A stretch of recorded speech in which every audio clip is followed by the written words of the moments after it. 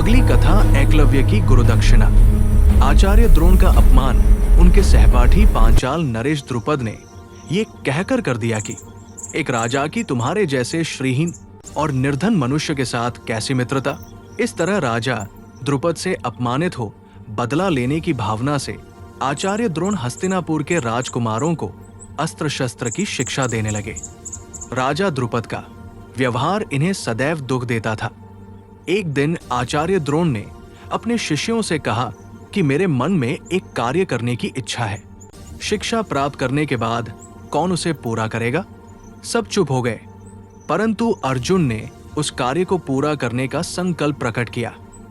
इस पर प्रसन्न होकर आचार्य ने उन्हें अपना सर्वश्रेष्ठ शिष्य होने का आशीर्वचन दिया। द्रोणाचार्य से शिक्षा पाने के लिए सहस्त्रों राजकुमार एकत्र होने लगे।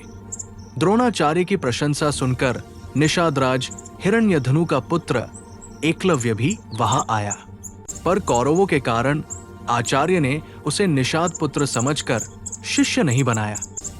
किंतु जहां चाह होती है वहां राह निकल ही आती है। एकलव्य ने वन में लौटकर उनकी मिट्टी की मूर्ति बनाई तथा उसी में गुरु की परम भावनाएं रखकर उसके सामने धीरे धीरे अभ्यास के बल पर धनुर्विद्या में बड़ी अच्छी कुशलता प्राप्त कर ली।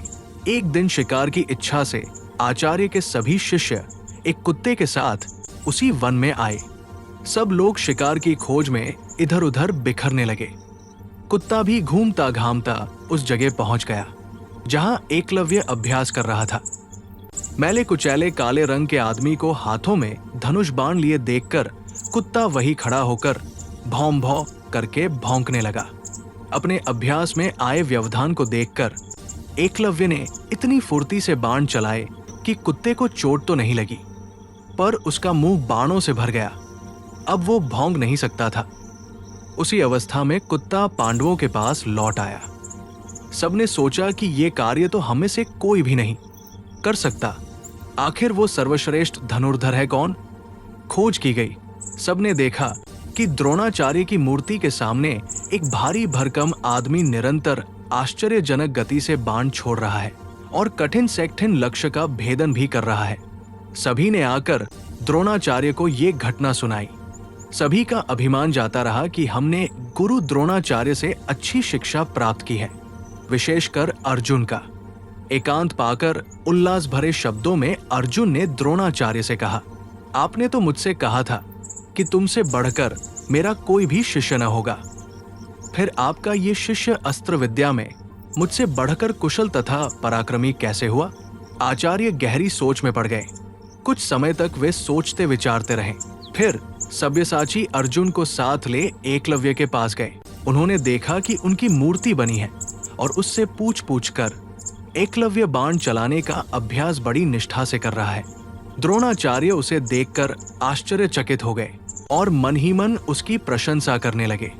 इतने में एकलव्य का ध्यान अर्जुन के साथ खड़े गुरु द्रोणाचार्य की तरफ गया। उसने दौड़कर जमीन पर मस्तक रखकर अपनी गुरुभक्ति दिखाई। हाथ जोड़कर एकलव्य उनके सामने खड़ा हो गया और पूछा, मैं आपकी क्या सेवा करूं? किंतु द्रोणाचार्य के मन में इस समय तो कुछ और ही था। उन्होंने कहा, वीर, यदि तुम मुझे गुरु मानकर शिक्षा ग्रहण की है तो मुझे गुरुदक्षिणा दो। एकलव्य ने कहा, गुरुदेव, मेरे पास कोई ऐसी वस्तु नहीं है जो गुरुदक्षिणा देने के योग्य हो। आप आज्ञा करें। द्रोणाचार्य ने उससे उसके दाहिने हाथ का अंगूठा मांग लिया। इतना दारुण वचन सुनकर भी वो न तो घबराया न उसने कुछ सोच विचार ही किया। उसने तुरंत ही प्रसन्नता से तलवार से अपना दाहिना अंगूठा काटकर उन्हें दे दिया। एकलव्य की निष्ठा तथा गुरुभक्ति देखकर द्रोणाचार्य का हृदय भी भर आया था। जय श्री राम।